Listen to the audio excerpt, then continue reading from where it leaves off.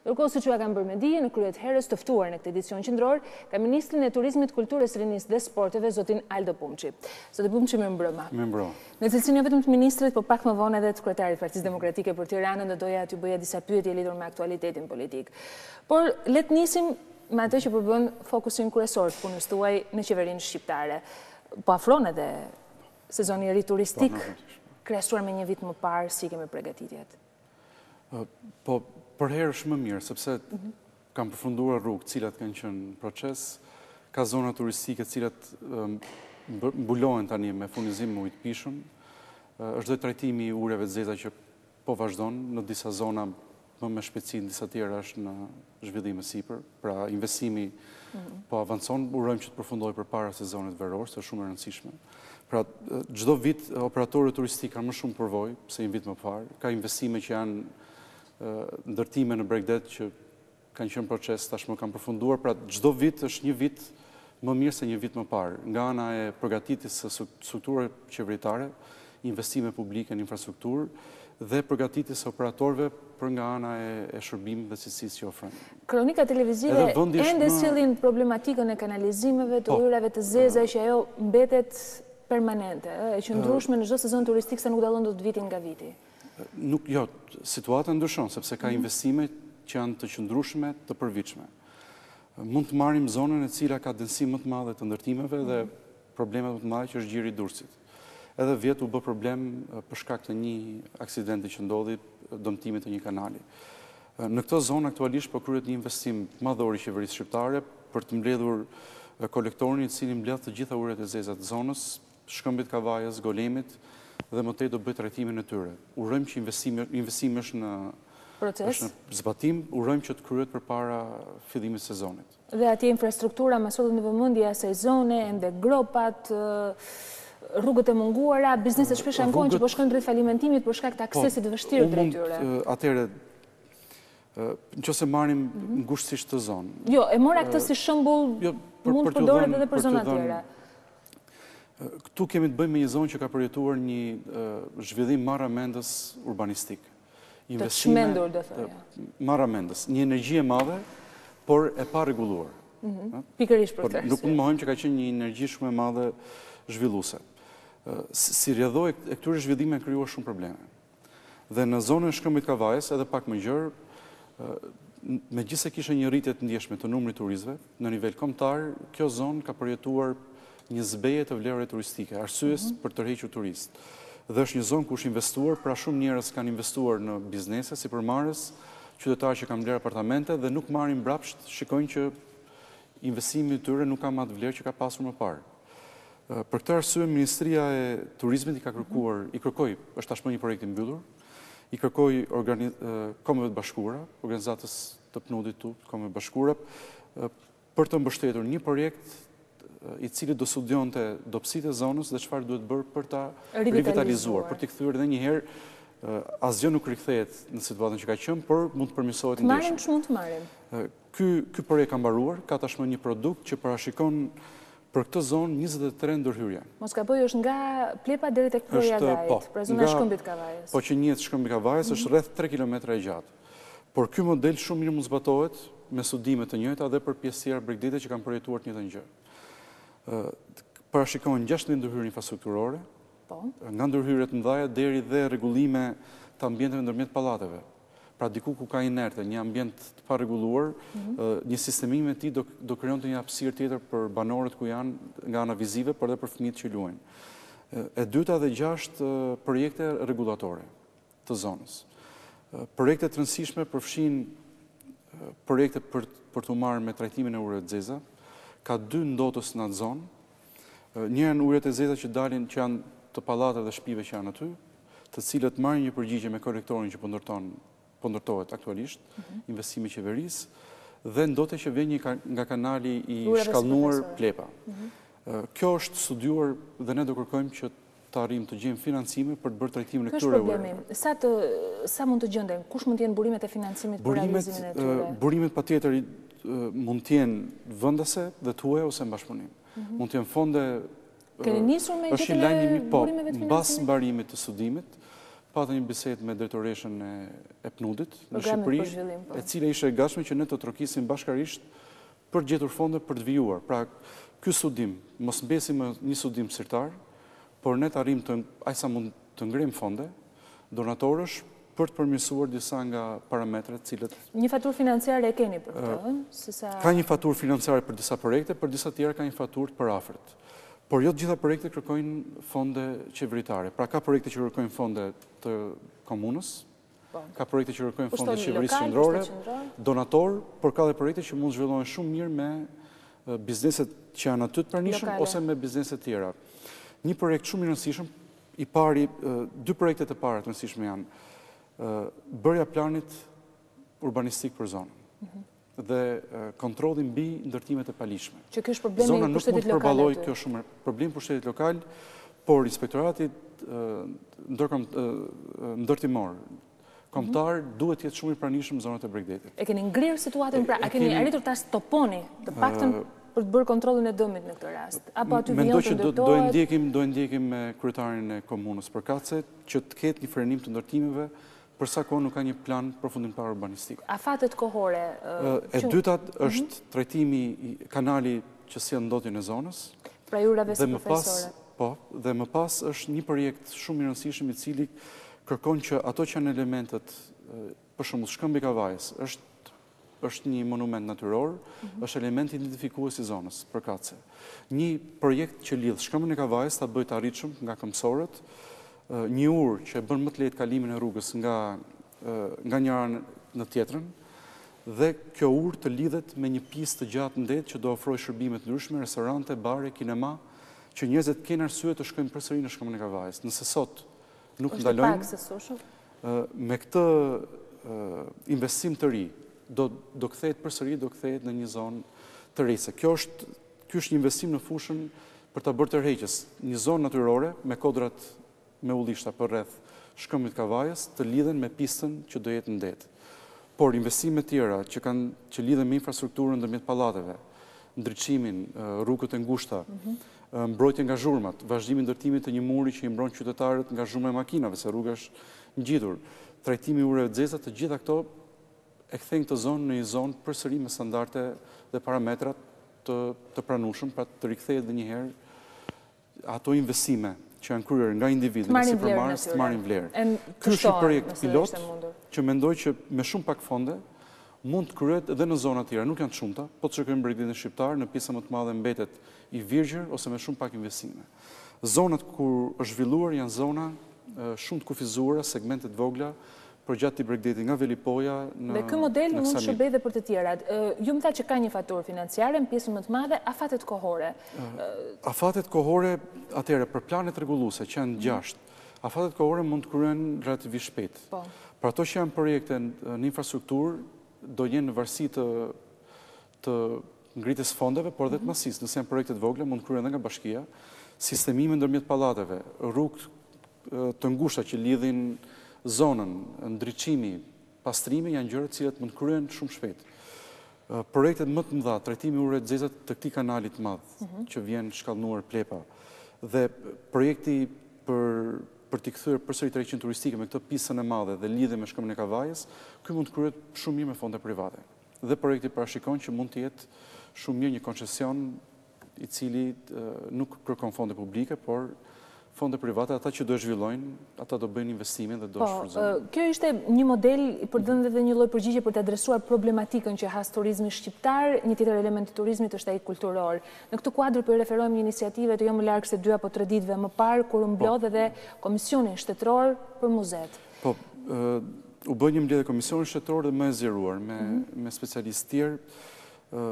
Shqipëria ka shumë nevojë, qytetet tona ka shumë nevojë që të ndërtojmë, të kemi muze si pjesë normale e strukturës. Sigurisht dhe trashëgimisë përbashkët, historike, kulturore. Dhe muzet e institucionet të jashtëzakonshëm. Sa tillë ka Shqipëria? Sa muze ka Shqipëria? Atëherë, ne kemi nxjerrë një listë, pjesa më e madhe dërmuese janë muze lokal, të cilët janë një pjesë janë të mbyllur, jo funksional, ose kanë degraduar në fondin e tyre në objektet që kanë pasur në mirëmbajtjen. Nuk janë të shumë të bashkitë cilat kujdesen për muzet, pra lista është e gjatë, por kushtet dhe fondi më pak. Janë më të pakta. Por ne kemi tashmë një hartë të muzeve, se ku janë, çfarë sipërfaqe kanë, sa është fondi i tyre. Kemi bërë një inventar të parë të sipërfaqes, të numrit punojësve, çfarë fondi etnografik, arkeologjik kanë, cilësia e tyre është një material i parë mbi të cilin mund të punohet. Por çfarë kërkojmë të bëjmë? Muzet janë shumë të rëndësishëm për dy arsye. E para, luajnë një funksion të pazëvendësueshëm edukues dhe informues. Janë tempujt kujtesës kombëtare. Njerëzit shkojnë dhe marrin, duhet lexonin me 10 libra për të marrë informacionin që e marrin në një muze, në një vizitë muze. Dhe marrin në një mënyrë shumë sportive, shumë më miqësore. Dihet rëndësia e muzeut është. Dhe kjo është shumë e rëndësishme për të njohur se kush jemi, nga vim, historia jonë. Elementi i dytë është roli i tyre për zhvillimin e turizmit. Ne nuk kemi shumë qytetet tona për shkak të zhvillimit kohën e komunizmit, ndërtimet homogjene, standardet, shumëtura të kohës komunizmit, i kanë në qytetet tona pa tërheqje, nuk është pa atraksion. Hecën qytet dhe shikon historinë. Janë shkatruar, trashëgimia jonë në këtë fushë shkatruar nga ndërtimet e kohës, kryesisht kohës komunizmit. Dhe qytetet që i mbetet kjo trashëgimi është Berat, Gjirokastër, Shkodër, Korça një farmase, këto janë qytetet që kanë dhe këto lagje që i ruhen ende ose Gjirokastër me Beratin zona më të rëndësishme. Po dhe në këto qytete, dhe në qytetet tjera kemi nevojat që të krijojmë tërheqje turistike. Nëse një turist vjen në një qytet, nuk shikon asgjë që ta tërheqë, ta ndalojë. Do harxoj një shishe ujë që do e mbajë në dorë, do marrë një autobusin, do shkojë në qytetin e radhës. As nuk shpenzon. Nuk shpenzon, kalon pak kohë dhe nuk njeh kulturën e vendit. Muzet e prezantojnë me kulturën e vendit dhe e mbajnë më gjatë. Se çdo orë që kalon në muze është kohë që do harxoj më tepër për shërbime të tjera, drekën, shërbime tjera mund të qëndrojë një natë më shumë. Pra muzet janë gjenerator të zhvillimit ekonomik të zonave ku janë. Dhe ka 3 tema të mëdha, mbi të cilat ka muze në Shqipëri, por duhet të shtohen. Kryesisht? Për disa, edhe nuk, e para është fusha periudha komunizmit. Periudha komunizmit na ofron mundësinë për dotuar muze të disa llojeve. E parë janë muzet e përzekutimit, për ndjekja. Institucionet që do vendosin kujtesën kombëtare për ndjekjen, krimet e komunizmit. Ku kanë qenë burgjet? Ku kanë qenë burgjet, ish-degët e brendshme, kampet e internimit, dhe ne në tërezën e parë kishim përfaqësues të Institutit Kujtesës Kombëtare, përfaqësues të shoqatave të përndjekurve, po do ketë një tërezë të veçantë, dedikuar me një grup pune që do dalë me një material. Ku duhet, për shembull, aktualisht kemi vetëm një pavion genocidi në Muzeun Historik Kombëtar, që sapo është hapur, dhe në Shkodër ka përfunduar nga ana infrastrukturës fizike Muzeu i Torturës, i ngritur mbi degën e brendshme. Po tani po punojmë për të krijuar kushtet e muzealizimit. Ka një projekt që duhet përmirësuar për Spaçin dhe kaq. Por nuk mund të jetë vetëm kaq. Natyrisht është Burreli. Patjetër, Burreli, por ka në jug Shqipërisë zona kampesh në Tepelen, në Lushnjë, shumë e njohur, gjithashtu vepra që janë kryer, tharja Kënetës Maliqit, historitë, vuajtjet, torturat dhe humbja e jetës së shumë figura të njohura personaliteteve. Kjo ka ndodhur në shumë zona të Shqipërisë, pra ku do ndërtohen përmendore, ku duhet të ketë muze. Kjo është një nga fushat që duhet ndërtohen muze. E dyta është... Kemi mjaftueshëm, sepse nuk është puna vetëm me muzeut e vendit ku qëndron, por kemi mjaftueshëm edhe dokumenta, materiale, objekte, të cilat mund bëhen pjesë. E para, e rëndësishme që muzet të ngrihen aty ku ka ndodhur ngjarjet, ku ka qenë burgu, ku ka qenë dega e brendshme, ku ka qenë kampi i internimit. E dyta janë njerëzit që kanë qenë atje. Historitë e tyre, nëse ka figura të njohura, po edhe njerëz tjerë që janë përndjekur, historitë e tyre. Sa më shumë objekte, fotografi, objekte të cilat mund të kthehen në fond muzeor, aq më mirë është. Kërkon një punë kërkimore, po kërkon dhe burime njerëzore. Por edhe diçka tjetër, muzet nuk mund të përdhënë një atmosferë të plotë, për krijuar të gjithë emocionet dhe për një vizitor të huaj, por edhe një qytetar shqiptar i cili ka lindur këto vite. Për krijuar një ide të plotë. Një muze nuk mund të ketë vetëm objektet atyre që kanë qenë burgosur aty. Por ideja është, edhe do e fillojmë ta bëjmë me Muzeun e Shkodrës, të ketë nëpërmjet ekraneve, efekteve tjera, tipen pamje Të gjyqeve, të diktatorit duke folur, duke dënuar, pra të krijohet një atmosferë plot të situatës, kohës, pushkatimeve, pra jo vetëm objektet atyre që kanë qenë dënuar kanë vujtur torturat dhe kanë qenë në degën e brendshme Shkodër, por dhe një atmosferë më e gjerë që mund krijohet nëpërmjet efekteve të ndryshme. Është dhe një periudhë e cila është e afërt në vetvete, sepse është rreth 20 vite më parë, çka kërkon edhe një moment shumë serioz në trajtimin e kësaj çështje. Për shembull, shumë njerëz mund të pyesin pse kaq vonë një muze, të tjerë mund thonë mos është pak më herët. Në çfarë përgjigje do jepë ministri në këtë rast? Përgjigja, po mund të themi pse nuk e kemi ngritur në këto 22 vite. Dhe përgjigja që unë mendoj është arsyeja vetme, është se të përndjekurit kanë qenë mes nesh, vazhdojnë të jenë. Janë ende gjallë. Janë ende gjallë, kanë qenë mes nesh. Dhe në përmasa me mira. Dhe nëse ke në qytetet dhe në fshatra ku njerëzit kanë jetuar të përndjekur, të cilët dolën nga burgjet, dolën nga kampet e internimit, dëbimit ku ishin dhe u kthyen. Këto ishin monumente të gjalla. Dhe për sa kohë i kishën krah nevojë për të ngritur muze për njerëz cilët ishin ende dhe janë ende, po patjetër koha bën veten, nevoja ishte presioni, nevoja urgjenca ka qenë më e pakët. Koha bën veten dhe ne duhet të lëvizim me shpejtësi për të ngritur, edhe po të kishin ngritur më parë do ishte mirë, por mendoj duke qenë monumente të gjalla, nëse mund ta përdor këtë shprehje, ka qenë më pak është parë si më jo si urgjencë, ne duhet të ngrejmë muze për këtë periudhë se ato flasin janë mes nesh në emisione televizive, në konferenca, në takime, janë të gjallë.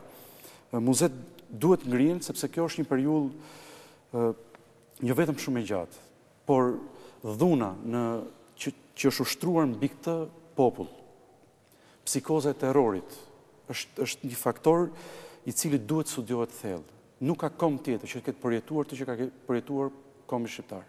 Natyrisht, duke njohur për masat e saj, për masat e dhunës, dhe ideologjizimin e madh që ka përshkruar atë periudhë, a kemi ne burime njerëzore të besueshme, kredibile, të cilat mund ta realizojnë dokumentimin e kësaj periudhe edhe nëpërmjet Ne kemi institucionet, vendet ku ka ndodhur përndjekja. Pra, përndjekja ka ndodhur në gjithë Shqipërinë, psikoza e terrorit ka qenë e përhapur në gjithë Shqipërinë, por kemi vendet ku përfaqësohet kjo e keqe me burgjet, degët e brendshme, godinat e degëve të brendshme, kampet e internimit.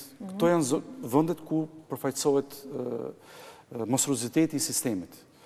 Më pas, kemi të dhënat e personave që kanë vujtur dënimet, torturat, kanë kaluar jetën e tyre burgjeve dhe në kampet të internimit, dhe tashmë kemi studiues shqiptar, historian, për mund të marrin dhe përvojën e vendeve tjera, si Çekia, Polonia, Gjermania, lindori Gjermania. Me një histori të ngjashme.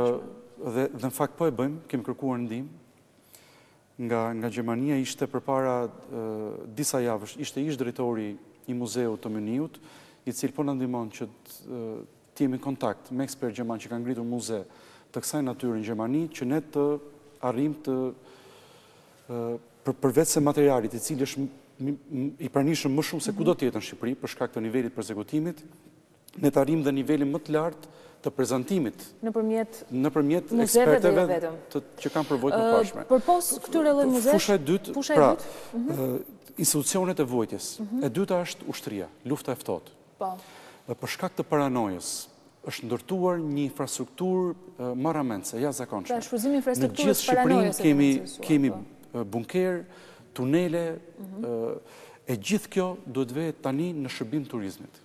Në shërbim edhe të brezave për të informuar, kjo paranoj, ky vend i vogël, që me këtë paranoj që të pushtoj nga të gjitha anët, dhe harxoj pjesë të rëndësishme të burimeve të veta në këtë drejtim dhe jo në shërbim të qytetarëve, por dhe tërheqje turistike. Nuk bëhet fjalë thjesht për muzet cilat janë në plan, është muzeu i hapur i ushtrisë në Rikum, një muze tjetër i mbyllur në Tiranë. Por bëhet fjalë dhe për komplekset vogla, bunkerësh, tunelësh, të cilët janë edhe në zona që janë gjatë turistike, që janë atraksione. Kemi aktualisht një projekt që ka nisur në tunelin e Porto Palermos. Është një fondacion italian që ka prezantuar idenë, një muzeu të ushtrisë, parashikohet mbytyja e një nëndecie dhe krijimin e momenteve tjera që do jenë pjesë e muzeut. Pra kemi një projekt që ka nisur. Kemi tunelet në Shëngjin, kemi në Gjadër të Lezhës. Kudo në Shqipëri ka tunele, bunker, ambiente ku ishe parashikuar për të mbledhur burëra politike, diktatorin kohën e luftës, Ju e keni bërë inventarin e plot të këtyre? Tashmë, ne kemi nisur... Kemi nisur me strategjinë? Ne kemi nisur, do ketë, siç do ketë për institucionet e vuajtjes, po të njëjtën gjë do ketë dhe një takim me Ministrinë e Mbrojtjes, me ushtarak, historian të kësaj fushë. Ministria e Mbrojtjes ka një program të vetin, patjetër, por metodën e do ngrem jo thjesht muzet të mirëfillt, por dhe ambientet të cilat janë afër zonave turistike. Burimi i financimit për këtë projekt e BUMCI? E rëndësishme është e para që ne të kemi një strategji, dhe të dimë, kemi nevojë që ne të ndërtojmë muze. Kaq muze me këtë përmbajtje. Në harta e Shqipërisë, ku janë muzet, afër zonave turistike, cila është përmbajtja dhe më pas fondet mund dalin nga privat, nga fonde shtetërore, por dhe nga nisma private. Sepse mund të ketë nisma private, flas muze privat që mund të bëjnë pjesë. Nisma private kanë nisur, siç është rasti i muzeut në Porto Palermo. Një shembull, për shembull kemi kur shkon në Apolloni dhe shikon pjesën jugore të parkut, ka një kuror me kodra që rrethojnë atë zonë. Kjo kuror me kodra është gjithë tunele, që janë shumë tërheqës. Je në Apolloni dhe shikon të tunelin kodra. Historia e ngjeshur në tunelet janë një periudhë tjetër, periudhën e diktaturës, por për të rritur kohën e qëndrimit turistit në parkun Apollonis, lidhja të paktën e një tuneli të kodrës, dhe aty të kthehet një muzej luftës së thotë, që tregon gjithë se si u zhvillua paranoja kohës komunizmit, investimet, do të bëjë që turisti përveç se të shikojë parkun ekologjik të Apollonis, të shkojë të shikojë edhe këtë muze, tunel në kodër të muzet luftës së thotë, çfarë do e bëjë që të qëndrojë më gjatë. Po qëndrojë më gjatë, do harxoj. Kjo është teoritë që ju keni mbrojtur që ditën e parë që keni ardhur, zoti BUMCI, qëndrimi një kohë më gjatë. Do ndërtojmë dhe një plan të tërë duke përdorur infrastrukturën e ushtrisë. Kategoria e tretë e muzeve? E tretë është arti, veprat e artit të realizmit socialist. Këto vepra duhet grumbullohen në një zonë, në shumë zona, do dalë edhe kjo nga një tryezë, sepse për arsye studimore, por dhe për si një atrakcion turistik tërheqëse turistike, jo, është arti, veprat. Mënyra se si është zhvilluar arti është pjesë e ideologjisë, një këndvështrimit saktuar të historisë. Dhe shumë tërheqës për vizitorët, është tërheqës edhe për studiusit, për studentët, për trinjt. Dhe ne kemi një fond mjaftueshëm. Shumë të madh.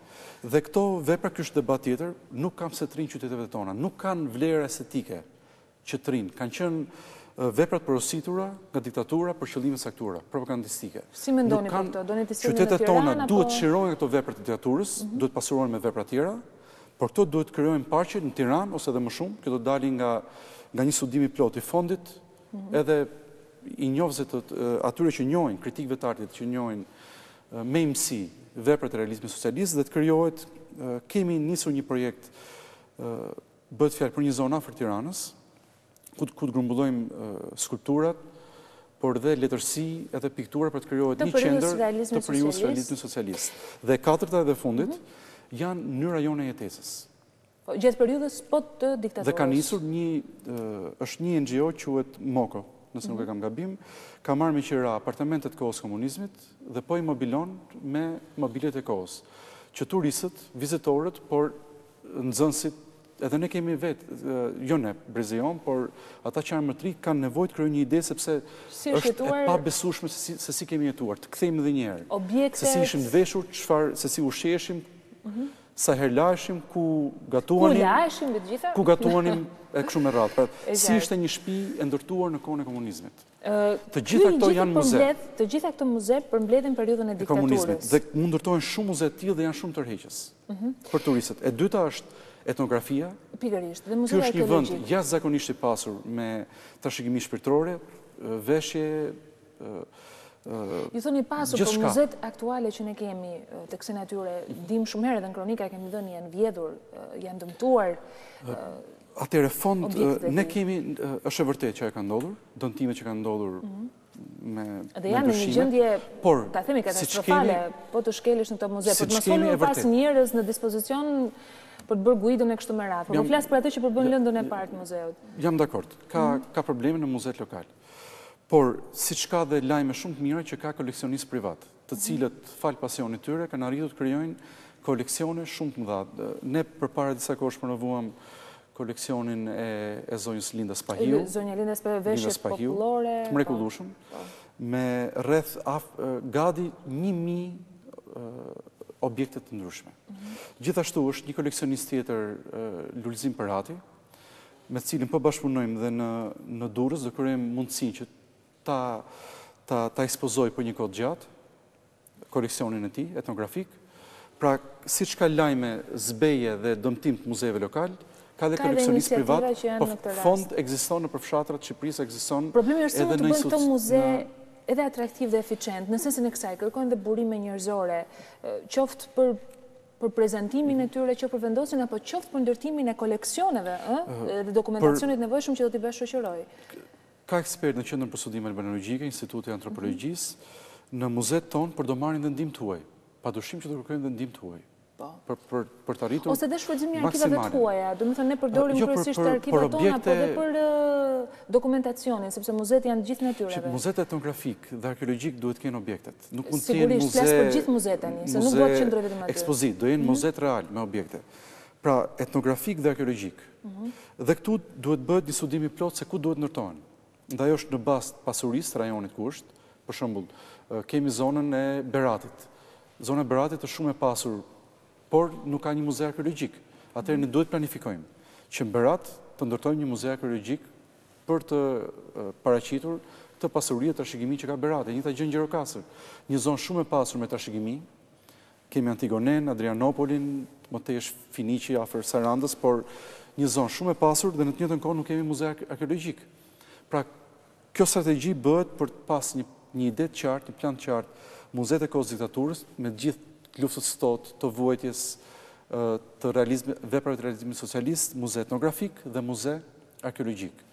Ku duhet ndërtohen, kush janë rajonet që janë të pasura me trashëgimi, me fond, me trashëgimi, dhe në fund, kur të mbarojmë mas disa muajsh, kur të kemi mbaruar studimet me grupet e punës, prezantimin me ekspert mirëfillt, jo me një truezë të gjerë, ku janë të gjithë, po me trueza specifike, etnograf, arkeolog, ushtarak dhe kështu me radhë, ne do kemi një strategji për muzet në Shqipëri. Me disa prej tyre përhecet dhe këtë vit, ka investime që po zhvillohen, dhe të tjerët janë vërsi të fondeve ekzistenca e strategjisë bën më të besueshëm gjithsesi. Por janë institucionet të jashtëzakonshëm, zonat të cilat mund të jenë jashtë vëmendjes turistëve, vetëm për shkak të ekzistencës një muzeu të mirë, mund të kthehen, pra mund devijojnë turistët dhe të vinë aty. Dhe më pas, nga muzeu, sipërmarrësit e zonës mund të ofrojnë pastaj të përfitojnë dhe edhe shërbime të tjera. Ndoshta për këtë arsye, se më sollet në mendje Antigonen menjëherë dhe kreu Lëvizjes Socialiste për Integrim Ilir Meta ka qenë Gjirokastër ditën e sotme të verës. Jo vetëm për këtë arsye, por sepse ka bërë edhe disa deklarata politike dhe ka përzgjedhur këtë ditë dhe këtë vend për t'i komentuar, ne e dëgjojmë për të komentuar më pas në studio. Kryetari i Lëvizjes Socialiste për Integrim Ilir Meta zgjodhi zonën turistike të Antigones në Gjirokastër për të festuar ditën e verës, ndërsa aty mbizotronte një atmosferë festive ku ishte organizuar të një shfaqje që tregonte jetën e hershme kur zona ishte e banuar. Gjatë komunikimit të tij me mediat, Meta u ndal edhe tek zhvillimet politike në vend, duke folur për vonesat në marrjen e statusit kandidat. Zhvillimet politike gjithashtu kërkojnë më shumë dashuri.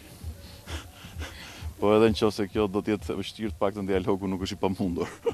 Në mënyrë që Shqipëria të hedhë atë hap që duhet ta kishte hedhur për 2-3 vitesh, të marrjes së statusit të vendit kandidat, sepse i vetmi problem ka qenë mungesa e dialogut politike dhe disa reformave që kanë në bazë të dialog, pasi në kriteret e tjera Shqipëria i ka plotësuar, mendoj, të gjitha ato kërkesa që janë vendosur nga ana e Komisionit Evropian.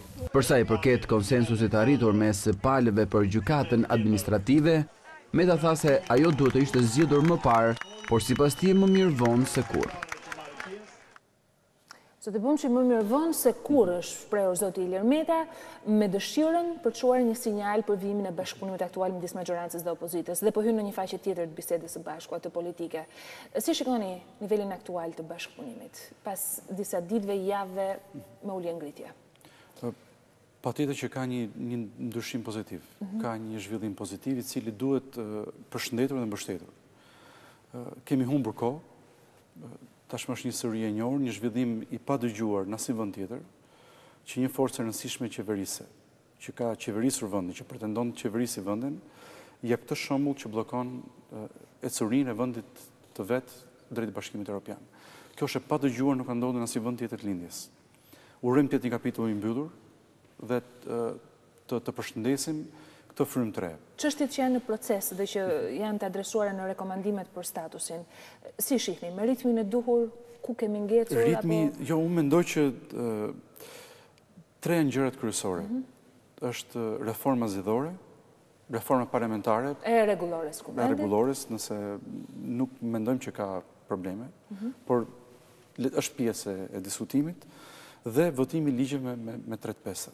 Në të gjitha drejtimet ka përparim. Në reformën zgjedhore ka përparim, ka pas bisedime për reformën parlamentare nëse ka nejmi të hapur, dhe votimi ligje me 3/5 ne po përparojmë. To janë shumë lajme të mira dhe nëse mund të themi në një seancë vetme mund të vetohen të gjitha.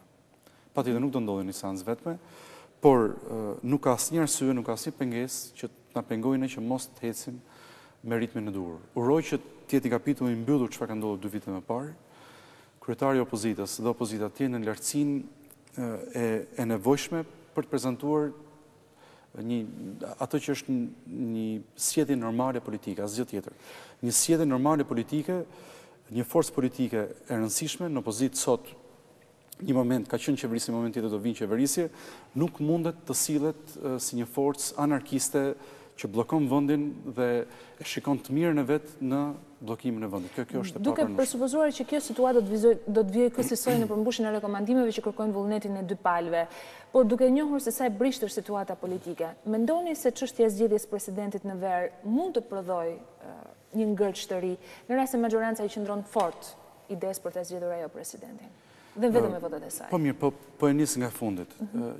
Çfarë të keqe ka nëse majoranca kërkon ta zgjedhë presidentin nga rradhat e shumicës? Është e logjikshme që zgjidhet nga rradhat e pakicës presidenti, pra ka logjikë që nga rradhat e shumicës po të ketë një numër më të madh votash se thjesht 71. Pra pakica ka drejt ta zgjedhë dhe shumica jo? Që kur e parashtrojmë këtë mënyrë del që është diçka absurde. Shumica qeverise ka të drejtën e plot për të prezantuar kandidatura dhe për të mbështetur ato, është diçka normale. Bashkë me zotin Rama është dakord që të jetë në këtë mënyrë zgjedhja, të evitoj krizat që ishin të parasyshme, një republikë parlamentare futej në një krizë pafund për shkak se u zgjidhte presidentin që është jo tërësisht simbolik, por një republikë parlamentare. Nuk kishte kuptim që kjo republikë parlamentare futej në krizë nga moszgjedhja e presidentit me 3/5. Kjo është zgjedhur. Atëherë kjo është zgjedhur. Por çështja e klimës politike që mund të shoqërojë këtë zgjedhje, nëse zoti Rama dëshiron ta përdori këtë si justifikim, ai ka përdorur lloj justifikimsh për penguar marrjen e status kandidat. Mund gjej njëmi tjetër mund të përdori edhe këtë. Nëse dëshiron mund të përdori Demokratike që është në pushtet, nuk do të ishte më mirë një president që merrte më shumë se 71 vota. Flas për klimën, për nevojën e vendosjes së besimit reciprok midis palëve. Sa më shumë vota të marrë presidenti, aq më mirë është. Askush nuk e ka thënë që ne nuk jemi dakord që opozita të votojë kandidaturën. Do të vinte kjo në kushte konsultimesh paraprake me opozitën apo jo? Për zgjedhjen e presidentit ka 5 raunde. Çdo raund është një mundësi për të ka një diskutim publik, kandidaturat diskutohen publikisht në media, nga qytetarët, nga ata që krijojnë opinion, dhe kemi edhe 5 raunde në kuvend. Çdo raund është një mundësi konsensusi arritet në një mbështetje më të gjerë. Por të vendoset si kusht paraprak që shumica nuk ka drejt ta zgjedhë. Kjo shumicë nuk ka asnjë arsye që të ndjetë privuar nga kjo e drejtë për të zgjedhur presidentin. Ne kemi të drejtën për të zgjedhur presidentin në bazë kushtetutës. Në bazë kushtetutës dhe në bazë një drejte legjitime që jemi shumica do propozojmë emra. Ju jeni kryetar. Por kjo nuk mund të përdoret për bllokimin e reformës. Nëse do bëhet, do ishte një vazhdim i 2 viteve të kaluara që ne kemi humbur, por mendoj që diçka është bërë shumë e qartë. Procesi i integrimit është një investim kombëtar. Dhe nuk ndodh nga një forcë e vetme. Nuk mund të ndodhi vetëm nga një forcë e vetme. As në kohë zgjatje, marrëveshja stabilizim asociimit u çel kur ishte qeveria socialiste në 2003. Përfundoi gjatë kohës qeverisë tonë. Pra, është një proces i tillë që kalon një mandat, 2 dhe 3 mandate. Dhe askush nuk mund të mendojë që do e nisë do e përfundojë një proces të tillë. E dyta, brenda këtij procesi, që një herë është një palë qeverisë tjetra, është përsëri një proces kombëtar ku janë të dyja forcat. Dhe kjo tregohet me ligjet me 3/5 dhe reforma tjera siç është zgjedhore, reforma institucionale që përsëri kërkojnë më shumë se sa 71 vota. Dhe nëse nuk ndihesh pjesë e këtij projekti kombëtar, përmendom, me qenë se unë jam në opozitë, unë do pengoj këtë projekt kombëtar, nuk e ndjen rolin përgjithësi në opozitës, sillesh sikur ti je një forcë anarkiste, po jo një forcë e rëndësishme. Maggioranza e ndjen nevojën e opozitës, to është çështja. Maggioranca ka në drejtën e saj të sillet si ajo e mendon, po maggioranca e ndjen që opozita duhet të bëjë pjesë. Opozita e ka të drejtën, por ka dhe përgjegjësi. Pra nuk ka vetëm drejta pa përgjegjësi. Edhe një qytetar i thjesht ka të drejta, ka dhe përgjegjësi, nuk mund të bëjë gjithçka. Aq më tepër një forcë politike që përfaqëson një pjesë të Maggioranca e ndjen përgjegjësinë ta bëjë opozitën pjesëmarrëse në këtë proces. Maggioranca e ndjen është e hapur për bashkëpunim, e ka treguar këtë. Maggioranca nuk mund të kthehet dhe të bëhet opozitë dhe nuk mundet të shkeli mbi parime që janë shumë herë më të rëndësishme se sa 12 pikat. Ka diçka më të rëndësishme se 12 pikat që është vullneti i qytetarëve shqiptarë. Dhe nuk mund të ketë një ndryshim të këtij vullneti për shkak të 12 pikave. Zoti Bumci, ju jeni kryetar i Partisë Demokratike për Tiranën. Dhe natyrisht do të keni një përgjegjësi të rëndësishme dhe nxjerrjet 2013 për votën në kryeqytet. Mendoni që mund t'ju penalizojë marrëdhënia që është krijuar aktualisht midis Partisë Demokratike dhe aktualisht atij që është presidenti i Republikës për një figurë e rëndësishme së djathtës në Tiranë? Por për fat të mirë, ne nuk jemi vetëm në fushën e amendësimeve. Për diçka që ndodh në të ardhmen, kjo është një histori e konsumuar në të shkuarën. Marrëdhëniet me zotin Topi kanë qenë, mendoj, as pak të mira, të asaruar edhe në 2009. Dhe unë mund të flasë për rolin e prokurorisë. Roli i prokurorisë në politikën shqiptare. Se si proceset gjyqësore, proceset u afruan dhe u përdorën për zgjedhjet e 2009-s. Ç'lidhje ka kjo me presidentin? Sepse prokuroria ka vetëm një autoritet që njeh, dhe ky është presidenti i Republikës, jo qeveria. Nuk është as në varësi të Ministrisë së Drejtësisë, nuk ka asnjë rol Ministria e Drejtësisë. Mund të ushtrojë kontrolle nga mëngjesi deri në darkë dhe kam vetëm vlerë informuese. Informon prokurorinë, kam bërë këtë kontroll, prokuroria mund ta marrë raportin dhe ta hedhë. Ka një autoritet mbi prokurorinë që është presidenti i Republikës. Emëron prokurorin e përgjithshme, emëron prokurorët të tjerë. Propozon prokuroria e përgjithshme, emëron presidenti. Dhe gjithçka që bën ky institucion i centralizuar, jo si gjyqësori që është me shkallë, po i centralizuar, patjetër sedhja e tyre politike, si rrallë herë, na kanë kujtuar vitet me njëherë mas 97-s, dhe atëherë ka pas një sjellje të fortë politike. Ai ka qenë e njëjta në këtë periudhë. Pra, ka pas një sjellje politike të qartë kundër shumicës. Nga presidenti i Republikës në 2009, ne kemi një rezultat zgjedhor, 2009, në 2011, edhe me votë e zotit Topi, kur voton presidenti në çdo vend të botës, voton para kamerave. Dhe ajo votë është fiksuar në kamerët e gjithë mediave, ku është hedhur, ishte një votë e hedhur gabim, është lexuar dhe qytetarë shqiptar panë që ishte në kryetari i Partisë Demokratike votoi për kryetarin e opozitës. Ku është problemi këtu, zoti Bumci? Ky është një problem shumë i madh nëse pretendon që do bësh dhe një person që përfaqëson vlerat e qendrës djathtë. Një person që kërkon përfaqëson unitetin e kombit në fakt aty ku është. Si qytetar, zoti Topi patjetër është i lirë të votojë këdo. Patjetër, zotin Rama. Dhe si president është përfaqësues i unitetit kombit. Absolutisht po. Si qytetar është i lirë të votojë zotin Rama dhe këdo tjetër. Tu po flasim për zotin Topi që pretendon të krijojë një formacion politik. Nëse pretendon të krijojë një formacion politik që përfaqësoj të djathtën, këtë gjë nuk mund ta bëjë sepse ka votuar për liderin e opozitës. Pra ju mendoni se rezervuari nga të marrë vota zotit Topi do të kryetari jetë brenda të i një majtës? partie të djathtë nuk mund të votojë për kryetarin e Partisë Socialiste. Zoti Topi ka votuar për zotin Rama dhe si kryetar bashkie, jo si kryetar partie, jo si... Tash këto mendoj janë të tepërta.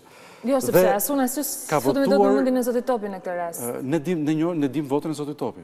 Ka votuar para kamerave, sepse është president. Dhe është fiksuar momenti i votimit në kamera, ishte një votë e hedhur gabim.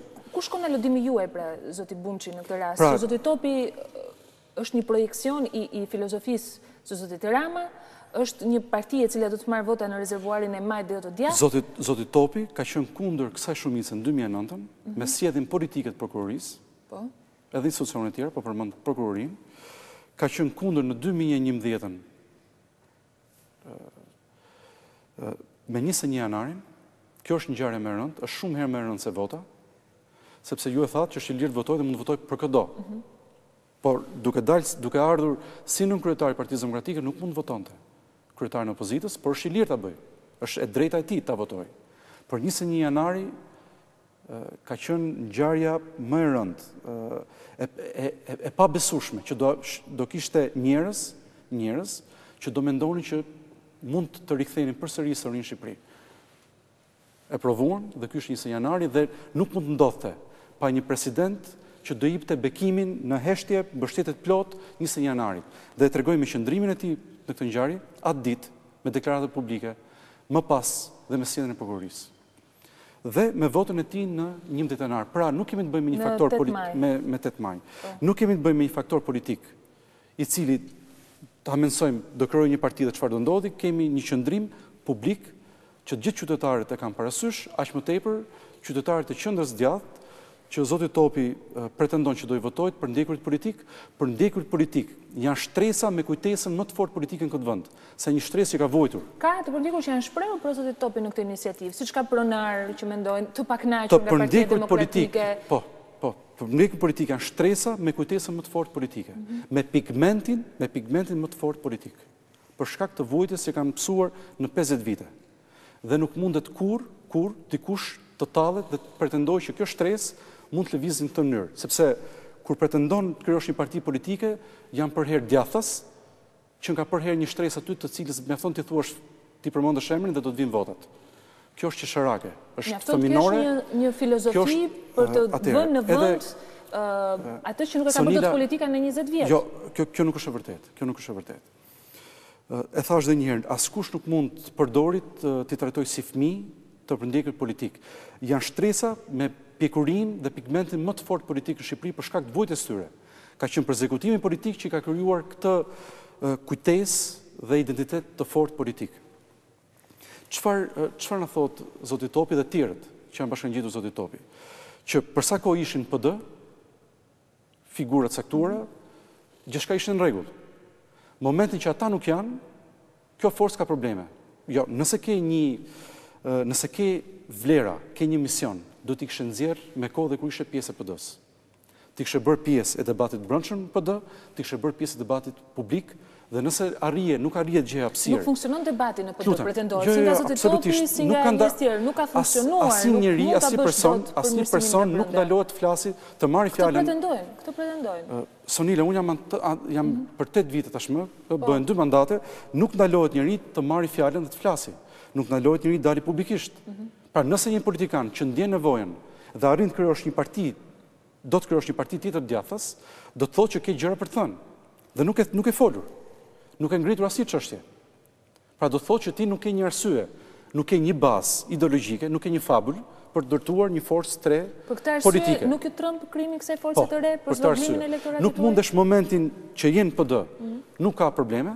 Kur del jashtë PD si individ, kjo forcë ka probleme. Po kur i ngritet këto probleme dhe kur del jashtë, çfarë thua? Të përndjekurit dhe shpronarët.